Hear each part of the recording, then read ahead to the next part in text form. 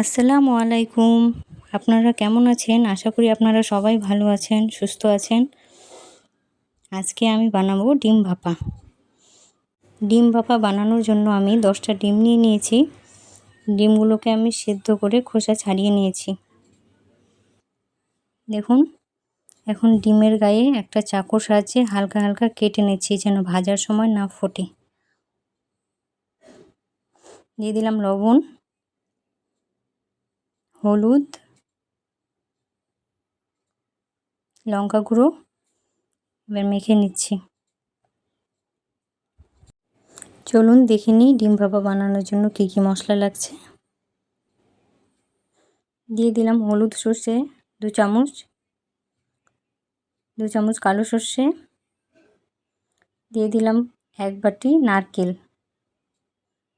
Paste করে নিলাম। আমি শুকনোই পেস্ট করেছি, তাহলে সর্ষে নারকেল ভালোভাবে পেস্ট হবে।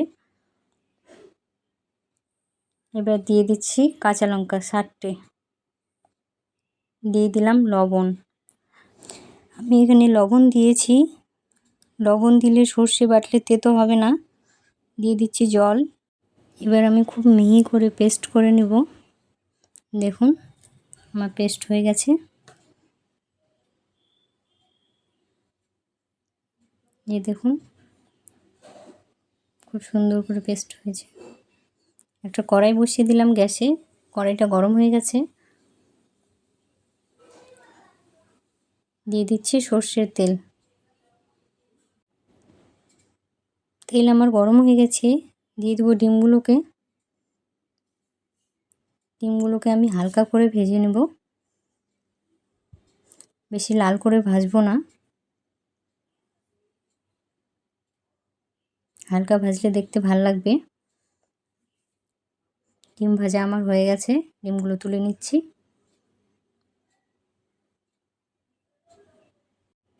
এবার একটা বাটি নিয়ে নিলাম। বাটিতে আমি মশলা পেস্টটা এখন ঢেলে নেব।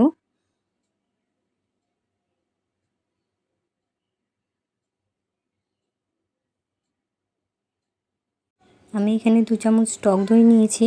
দিয়ে দিচ্ছি 1 চামচ চিনি। এবার ভালো করে মিক্স করে নেব।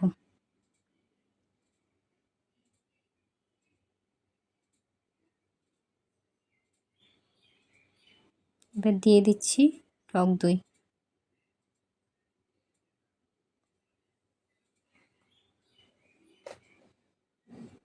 দিয়ে দিচ্ছি হলুদ। আমি লবণ হলুদ অল্প অল্প করে দিব, কারণ আমি আগেও লবণ হলুদ দিয়েছি। বেশি হয়ে যাবে না তো। দিয়ে দিচ্ছি মশলার বাটি ধুয়ে জল। দিয়ে দিচ্ছি 2 চামচ সর্ষের তেল। আমি তেলটা একটু বেশি করে দিলাম, আপনারা চাইলে কম বেশি করে নিতে পারেন। দিয়ে দিচ্ছি ডিমগুলো।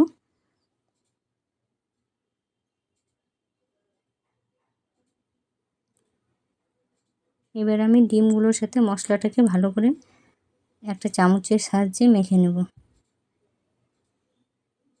যেন মশলাগুলো ডিমের গায়ে লেগে যায়।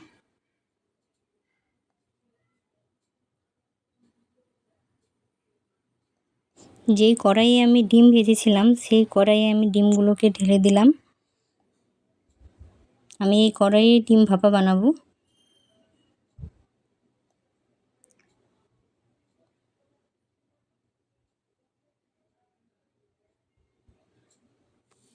আমি একটা চামচ দিয়ে ডিমগুলোকে নেড়ে নিচ্ছি, যেন তেলের সাথে ডিমগুলো মিক্স হয়ে যায়। দিয়ে দিচ্ছি 4টে কাঁচা লঙ্কা চেরা।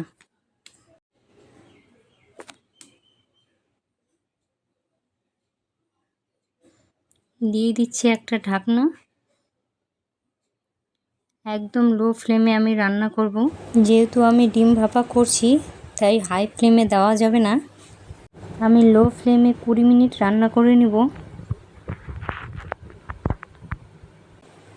রান্না আমার হয়ে গেছে, দেখুন।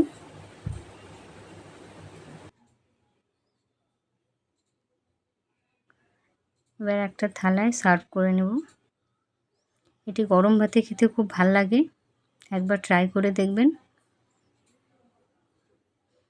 বন্ধুরা, রান্নাটা কেমন হয়েছে কমেন্টে অবশ্যই জানাবেন। আর যদি ভালো লেগে থাকে তাহলে একটা লাইক অবশ্যই দিবেন।